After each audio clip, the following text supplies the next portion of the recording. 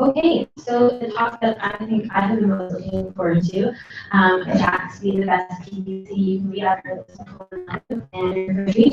So without any further ado, this is Jack, one of our top contributors from the AdWords community. So you can take it away. All right,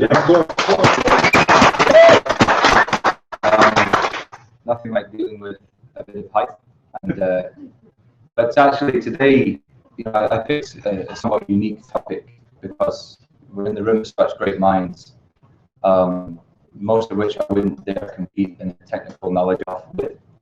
So, I picked this because I just wanted to share some insights, and I'm not particularly sure why, but the last year or so I've been feeling a bit reflective, I suppose, as I've moved on to a new chapter of what I'm doing in my professional life. And actually, you'll be pleased to know that the entire contents of my presentation is this.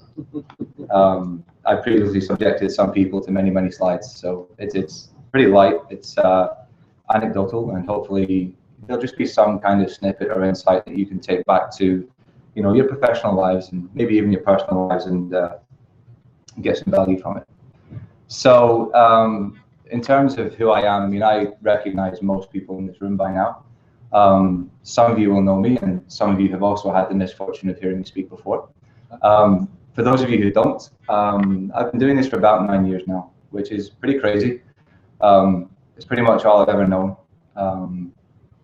and it's gone by in a flash, but equally it is a long time, so that's why I'm reflecting on everything that's happened during that time, to see how I can help you guys out as well. So I've been a TC on the AdWords forum, I think, since 2009, and started hanging out there a couple of years before, when it was just a completely different ballgame, different platform. So that's evolved hugely. It's amazing to be at an event like this with the collective brain power in this room. So and on a professional level, I run what you might call a production center for PPC campaigns. So we're not an agency as such, because we don't deal with end clients, but we kind of operate like an agency. So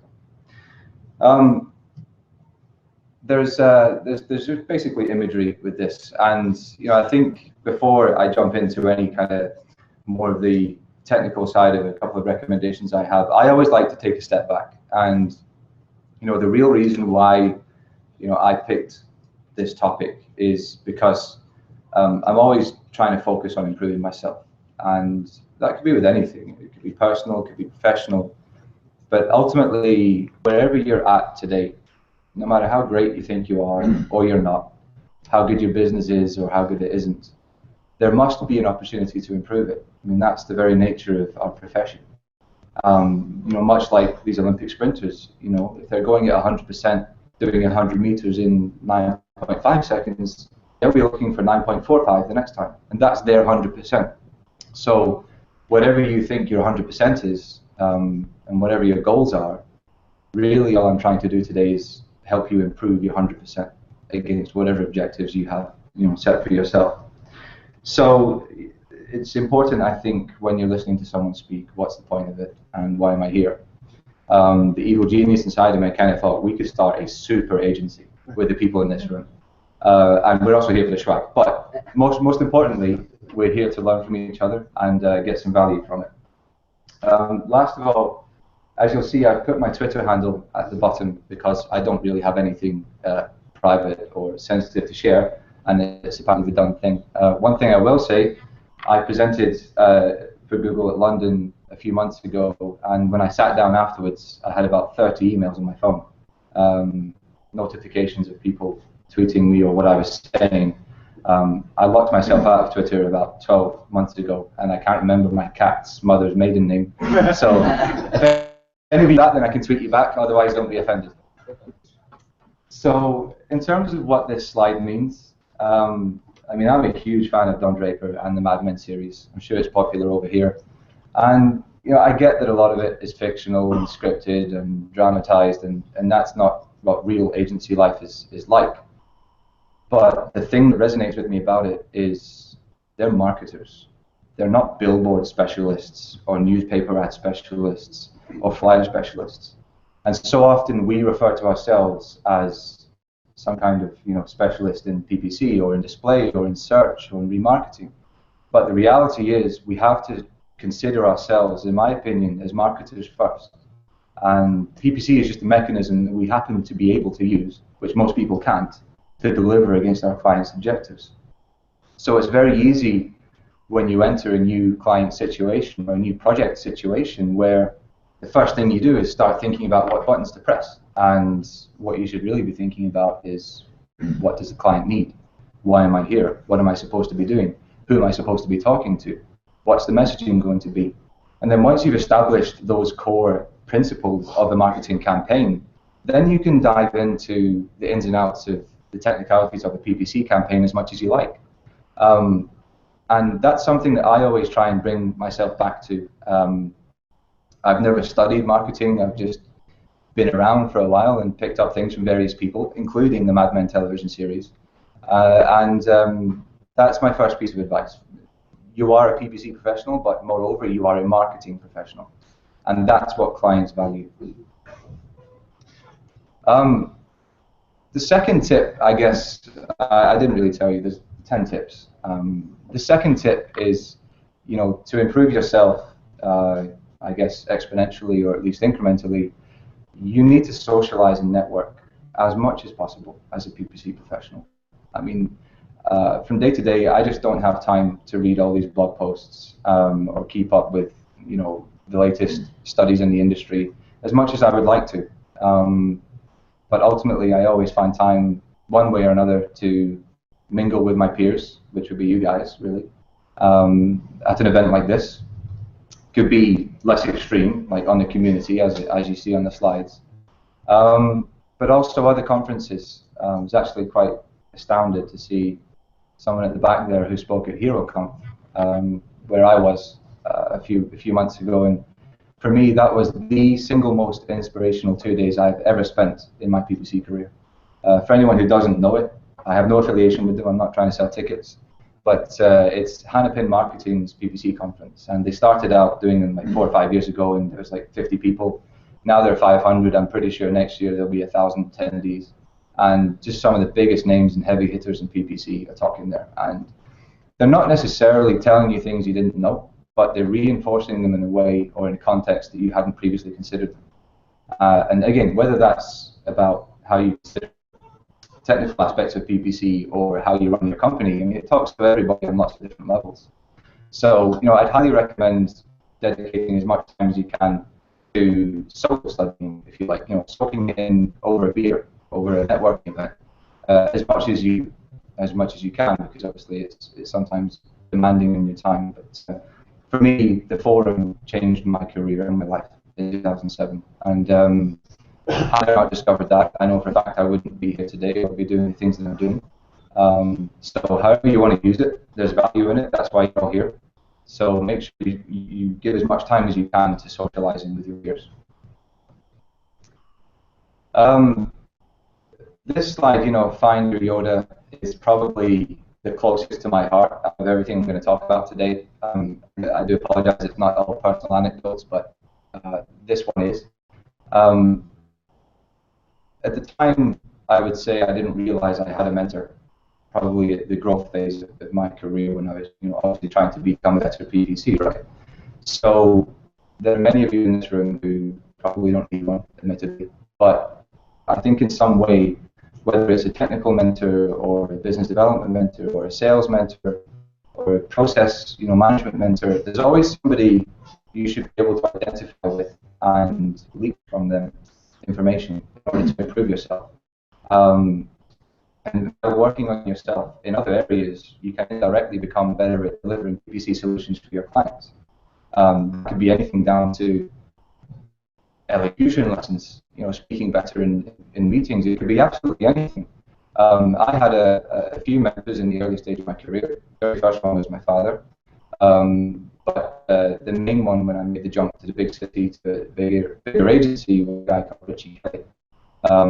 He was somewhat of a tyrant with me for about 2 years. I was basically a kid, and he rode me pretty hard. He threw me into the deep end and probably wiped the cockiness off of my face quickly.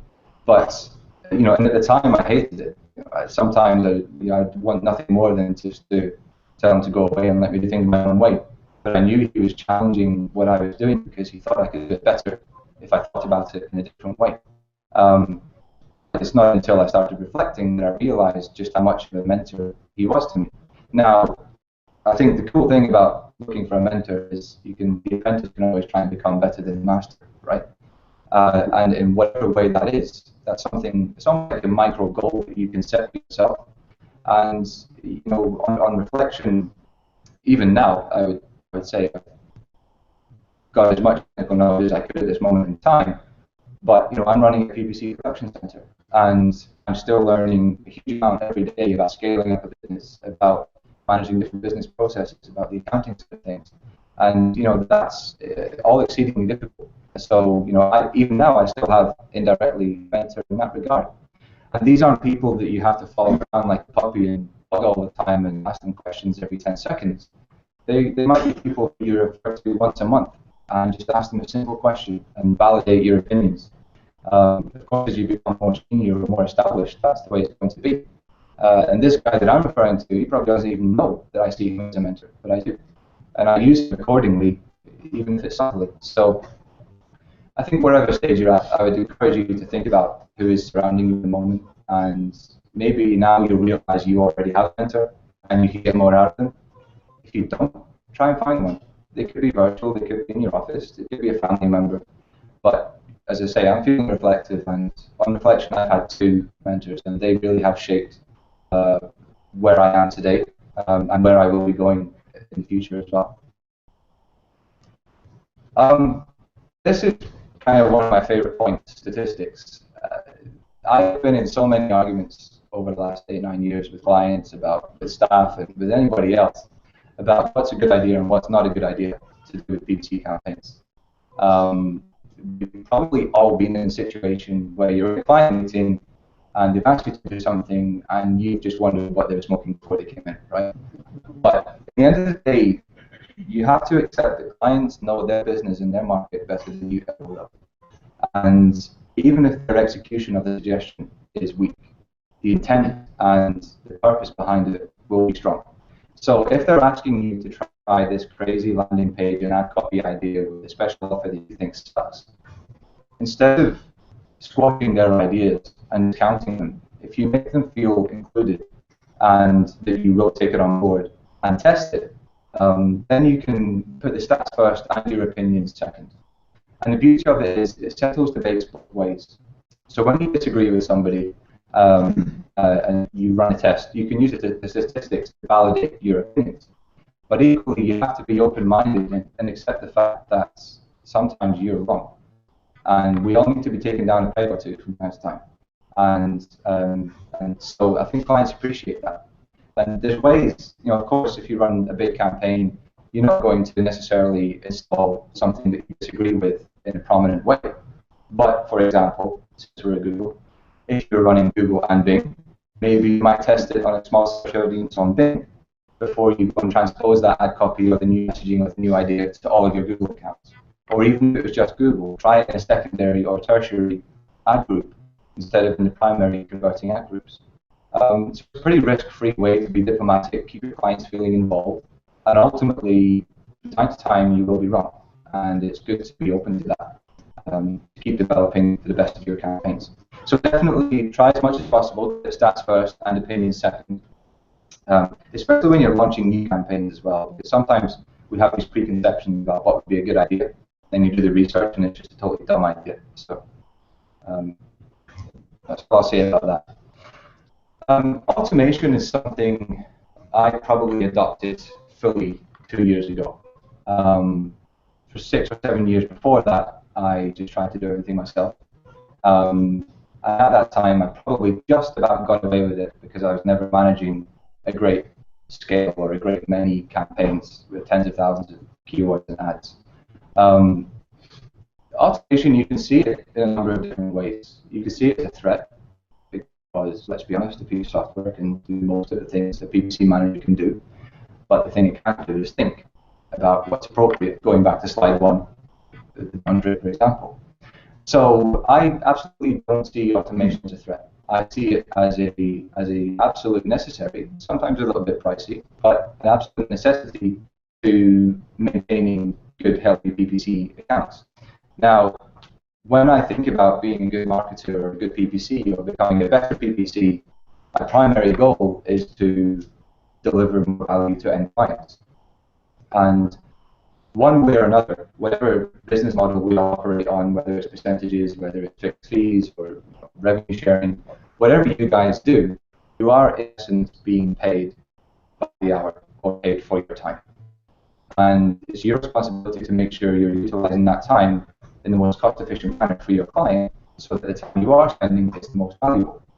Now, I have absolutely no doubt that if you spend 10 hours trawling through 45,000 columns and rows in an Excel spreadsheet comparing, search query data to estimated first-page positions compared to some kind of rank formula that you come up with by yourself, you will probably improve the bids and the bidding optimization more than a basic algorithm could do.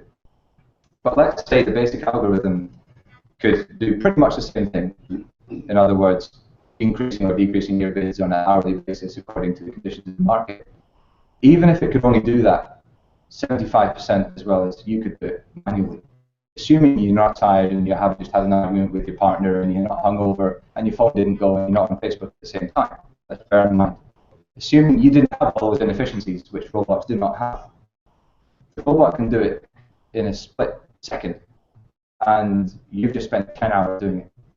When what could you have been doing with that 10 hours which your client is paying you for that could actually increase the value of the campaign? Could you have been strategizing about a new channel? Could you have been writing new ad copy? Could you have been developing a new landing page? Could you have been upselling on some targeting of new audiences? And it's when you think of it like this that you have to consider at some point, if you're not already doing it, automation is the future. There's no way to avoid it, and I think the sooner you adopt it for just key tasks, I'm not saying the whole management of your campaigns, I think you'll reap the rewards and feel all the better for it. So from my point of view, I use it mostly, my team use it mostly for bid management and budget management, and then we focus on adding value to the messaging, the ad copy, the landing pages, and the campaign setting. In addition to that, of course, there's loads of tools out there. I'm not going to list them. I've listed them before. But one thing that I've done over the years is I've had the same Google account for the last 9 years, which now obviously linked with Google Chrome. So I've been adding my bookmark list for the last 6 or 7 years, and I probably add one really cool free tool to it a year. So chat to your buddies today, find out what those people use for different purposes. Whether it's something silly like working out your percentage changes for performance analysis, or whether it's mixing keyword lists, or whatever it might be. If you're going to do one thing before you leave this conference, try and add an awesome tool to your bookmark bar, which is going to help you on a daily basis. The final point on automation is reporting.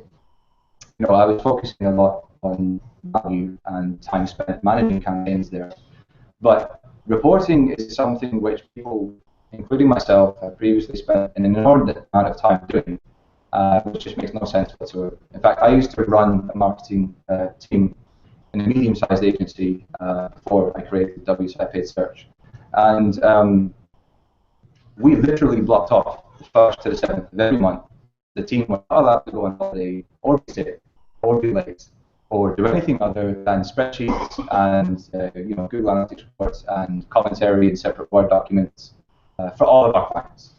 And whilst we were trying to automate parts of it, at times, I'm going to say our efforts to do that were tame. And now that I'm doing what I'm doing, I literally cannot believe 25% of my team's resources every month was spent on spreadsheets for clients for reporting data, which is freely available to pull into reporting platforms automatically and send to clients. So, we use Quizio, for example. There are many more out there. Quizio aggregates data from various publishers. So if you've got one client you're running on Google, Bing, Yahoo, Facebook social ads, LinkedIn ads, whatever you're doing, this pulls in the data from all the different portals, presents it in all kinds of ways that you would want to do it. Spreadsheet with graphs, tables, So that data is collated for you all the time, and all you have to do is then go and add your insights, and it sends itself off to the client. So literally in the last 18 months, I haven't done a manual report, and I just can't believe for so many years before that I did manual reports. Something else which is kind of maybe a bit fluffy, but honesty. You know, we work in an industry, whether we admit it or not, where we can cover stuff up. And I don't condone that whatsoever, but we deal with something that is very complex to most people. And there are a lot of numbers that you're dealing with, and it's just like SEO has the black hat SEOs. There are people who mistreat PPC campaigns in PPC situations. So if you've made a mistake or performance isn't good, it's very easy to, for these people to be tempted to cover these things up or be not entirely truthful. But in the end of the day, the reason I put this picture up is because, even if you've come home from work and your 6-month-old puppy has eaten everything in the kitchen and then processed it and excreted it across your living room furniture, you might be angry for a nanosecond. But then when it gives you a face like that, you can't kick it, you can't beat on it, you can't stay angry forever. And the same logic will apply to your clients. As I say, I've made some absolute horrendous mistakes. I mean, truly horrendous mistakes in my time as a PPC expert. I've launched campaigns in the wrong country, in the wrong language, in the wrong currency. Honestly, for once, I can tell that when I had my mentor, Richie Kelly, I launched a UK campaign in the United States. Because that was the default on AdWords Editor at the time. This is like 2007, and it took me about 2 weeks to figure it out. And I could have covered that up by saying that it just Google didn't approve the ads until 2 weeks later, or something silly like that. But the fact I faced up to it, I got a good hiding from my boss and my client, and I've never done that again. So it's kind of, and once you admit to it, I mean, what can anyone do to you? You've already done the hardest part, admitting your mistake. You're working on fixing it, and there's nothing that anyone else can say that's going to make you feel worse than when you realize the mistake you've made. So this is a big thing for me, and I truly believe that businesses don't do business with businesses. They do business with people. People do business with people. And if I think back over the years when I was agency side and client side and the relationships I had with the decision makers, they couldn't care less or even know what my technical skills were. They just enjoyed working with someone with integrity and strategy, and the skills are incidental. This comes back to point one. Your skills are incidental if you're a good PPCer. So always be as honest as possible, or completely honest. It's probably the right thing to say. I think generally speaking, you'll have some tough moments, but in the long term, think about it. Your integrity is probably your most important thing. Next time you suggest a budget increase to your client, or when you're trying to explain some bad performance, if you've always been honest in the past, they'll believe you. They'll believe it's a good thing to do. They'll believe you're doing everything you can. If your integrity has been questioned, even for a stupid little thing in the past, next time you try to suggest an increased budget or explain a breakdown in the performance, they're not going to believe you, and they probably won't stick with you for a very long time. So, I guess that applies to everybody, whether you're an employee or an agency, dealing with clients. So my next slide is probably my favorite one in terms of actionable insights. Before I do it, I know we've all run this 100 times. I'm not going to make you stand up because we're all like half asleep. But if you could put your hand up if you do PPC on a daily basis. Keep it up, right? Keep your hands up. Right. Keep your hands up if you run PPC campaigns whereby it's feasible your clients might receive phone calls from it. Okay. Now keep your hands up if you use a call tracking solution every day with recording and every other level of keyword analysis. Okay, so about 75% get their hands up. I did the same test. You can put your hands down. I did the same test just 6 months ago at the London conference, and literally about 30% of the audience were using call tracking. So this is obviously a phenomenon that's it's been around for a very long time, but it's catching on with increasing popularity, and every day another kind of software provider pops up and offers the same thing. And it is critically important. I suppose I should bring the slide up now. And the point of this slide is, sometimes if you're not using call tracking, you're only seeing half or less of the picture. I must confess, again, coming back to stupid mistakes and personal anecdotes, I didn't really adopt call tracking en masse until about 6 or 7 years after doing PPC. I'd been taught from day one just to focus on installing your tracking codes and analytics codes, linking things up, and obsessing over online conversion data. But in the end of the day, that's fairly myopic in terms of reviewing the performance of accounts. And these days, coming back to something like a Quizio, where you're collating data from all different tracking sources, you can also, the vast majority of call tracking providers these days, a few of them were mentioned earlier, like CallRail or iPhone. The vast majority of them are pretty good at integrating with other reporting platforms, such as a Quizio. And in there, you can pull in the recordings for each of the calls which came in each of the campaigns, as well as looking at statistics. So for you as a campaign manager, you can obviously measure the value of your campaign, but also you can demonstrate the value of your campaign to the end client. We've all been fired by a client. Put your hand up if you've never been fired by a client for PPC. Not a single person. And that's not because you ever did anything wrong. It's just nature. People like having new ideas and trying new things and moving on, and that's absolutely fine. But when the client is trying to fire you, if their reason is because you're not delivering enough value, let's forget how great call tracking is for optimization and improving a campaign. Let's just think about with partners. So we're resellers of PPC campaigns effectively, and we want to keep those people. When a client is trying to can you, if you can actually say, hang on, we are actually delivering more value than perhaps you thought, and you bring up the call recordings, you play a few of them to the client, and then they might realize, I am getting more business from this PPC campaign than I previously understood.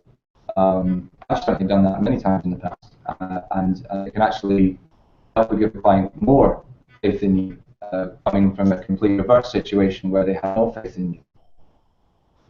So that's a pretty universal acceptance of that, so I'm not going to focus on it anymore. This is an acronym that I made up about 6 months ago. I apologize if anybody else has made this up or did first. So it's the only thing I couldn't find an image for. What it stands for is don't click and run.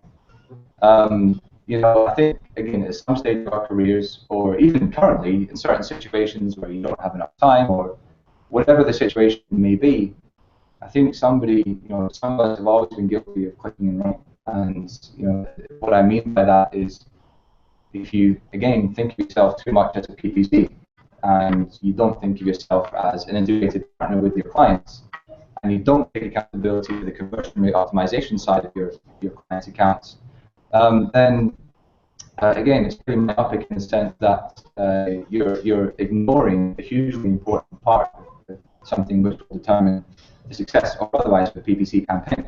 So whilst it's very easy to say, I'm only responsible for the PPC campaign itself, the more you take accountability for and the more you control, you have two things, obviously. One, you should get better results for your campaigns, but two, you should become more integrated with your clients as partners, adding value to them and their business. So don't click and run is very important to me as a mantra. So landing page development, and that's the thing these days. I mean, being a PPC is not an easy job. I mean, as I said, we're expected to be strategists and thought leaders. At the same time, we have to know all about the various technical implementation. And now we're supposed to also be able to read code to solve tracking problems, and we're also supposed to be able to build landing pages. Now, that's quite a lot of different hats to wear as a professional. Now, not every PPC manager or specialist does all of those things, but generally speaking, you have to have an understanding of all of these components to succeed in PPC. So I mean, I'm absolutely useless at drawing or designing things, but even I, using the software as a service available these days on the internet, like Unbound or others, I can put together a perfectly good landing page. So it's something you can take control and accountability over to help improve your campaign. And it's not just for that, it's also about, previously you might have been trying to make improvements to a campaign conversion, but you just didn't have the ability to do it because because you were waiting on some technical team to implement your ideas. But now that you can take control of it with these kind of landing page platforms, of which there are too many to mention, it really helps you add value to your clients' campaigns. Crazy Egg. Crazy Egg is a very simple piece of software that I've used for as long as I can remember, 5-6 years probably. And it's such a simple thing, tracking where people are clicking and scrolling and looking on a page. But it also helps you solve really simple and stupid problems that you had your blinkers on and didn't see when you launched your campaign. So this is a very important matter to me. So I definitely encourage you all to consider taking accountability for the conversion side of your campaigns as well as for the PPC side of your campaigns. This one is about tough decisions. For me, it's always tough trying to choose which pizza to have every weekend. Ultimately, I usually come back to pepperoni. It's the safe option. But the point is, as a PPC manager or the leader of a PPC team or PPC specialist, you're going to be faced with some tough decisions. And I'm not talking about whether you should or shouldn't follow the keyword. I'm talking about strategically what you should do for the direction of the PPC account. Sometimes even you have to decide whether it's the right thing for your client's business, and should you sacrifice. Equally, you have to think about making tough decisions for the development of your company, for your team. And that's something that, again, it comes back to people respect people who are honest. And I think they also ultimately respect people who will make the tough decisions that everybody else is shying away from. So I think you've got to be pretty tough sometimes. PPC is not easy. It's extremely high pressure. I can think of very few other jobs where you're expected to do so much and deliver so much when you're handling somebody else's money, apart from being a stockbroker and all that. So I think it's truly a difficult thing that we all do, and I respect so many people in this room, all of you. But ultimately, it's kind of like you can't try and ram a triangle shape into a square hole forever. And there are situations where PPC just does not work.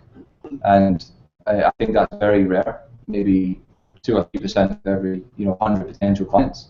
But at the end of the day, again, it comes back to what's best for your business. And maybe if you sacrifice that today, something will come back tomorrow because you did the right thing and made a tough call. So that's definitely something I try and stick to in kind of developing my career and getting the best out of my career. As I said earlier, man, I've made some terrible mistakes and errors in judgment. Luckily, I've made most of them once. I can't really remember repeating any of the emphatic failures in my life so far. And I use this example of Formula One racing. I think North America, IndyCar racing is more popular. But with regards to PPC campaigns and mistakes, I do honestly think it's perfectly acceptable to make one mistake once. If you make it twice, it's kind of like a slap on the wrist, and if you make it 3 times, you just need to step away from the PPC campaign. But with regards to what causes mistakes, I joked earlier, but we are human, right? We get upset, we get hangovers, we get too much to do, we're too busy. We run out of time, computer break, and all kinds of things can lead to mistakes. And I don't think any single person blames you for that. I don't think a manager necessarily blames an employee when they make a mistake. I don't think a client will blame you if you admit to making a mistake. And ultimately, it comes down to pushing boundaries. And that's why I use the example of a sports car or multi-car racing. These guys, they have practice sessions before races start, whereby they're really just trying to extract the most out of their car. They're trying to optimize the perfect lap, and in doing so, quite often they go flying off the track because they know that in that moment they need to push as hard as they possibly can, and ultimately it might pay off, or they might have to dial it back a little bit on the next lap. Ultimately, they do it because they want to succeed and they want to improve themselves in everything they do every day of their lives.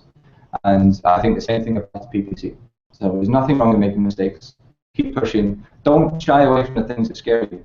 I mean, of all the things, with some of the presentations we've seen from the gurus already are mind-boggling in terms of dynamic remarketing or the new shopping campaigns or all these new features that we're going to have to get our heads around. But if you're scared of it, then you just won't get to utilize these amazing, powerful opportunities that we can deliver to our clients.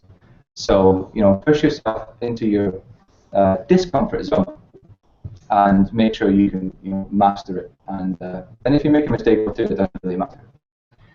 So, finishing off, I'm really sorry, I think I went a few minutes over. There's no questions, which is important. I'm live streaming. You really think I'm going to take questions from you guys?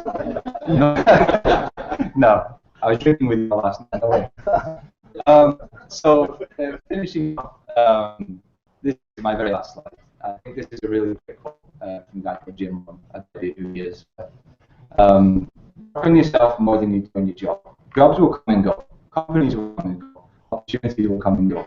That is incidental. As long as you're working on improving yourself, whichever way that might be, whether it's technically, whether it's in your business mannerism, whether it's your business management, it really doesn't matter. So, I encourage you all, hopefully you've taken away a couple of my goals from this, and do whatever you got to do to become the best PPC you can be.